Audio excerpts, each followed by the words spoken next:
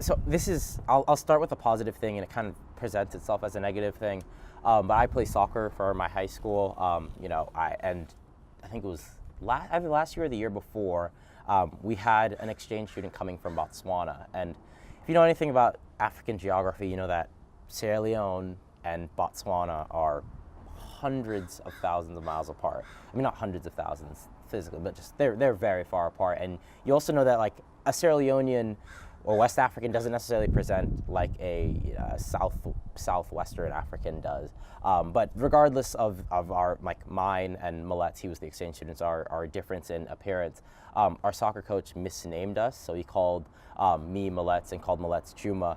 And that's happened a lot in my school community, just because, like, you know, being one of two black kids in your class throughout your entire life, you know, for some reason people tend to mess you guys up.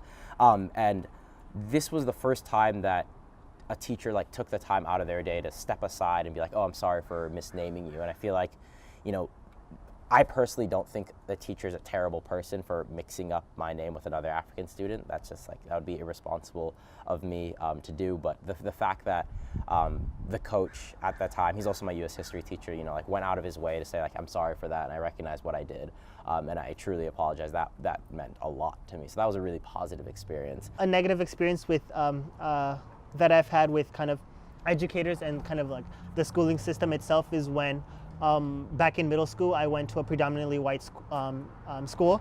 And so one of the things was in world history class, we would have a segment on Africa and the geography there, and kind of segments on that. And it was kind of interesting enough because when anytime they played music that was somewhat foreign, they would always look to me and say and ask me if I knew what the language was. Especially my English teacher, she didn't, like, I had a bad connection with her because sometimes I didn't do her work because she didn't explain to me like well, so I just like didn't do anything.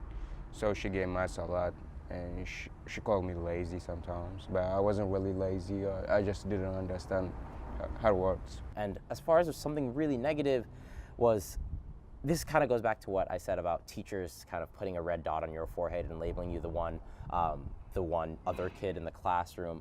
My sophomore year in English, we were reading a book called Master Harold and the Boys. It was a short play, South African play taking place in apartheid in South Africa, and essentially the plot line, like the gist of the book is there's a cafe owner and his son's a white boy, and the white boy's friends with two servants in the bar. And what happens is, as the story progresses, obviously there's more tension, and by the end of the book, he calls both of them, he uses the N-word.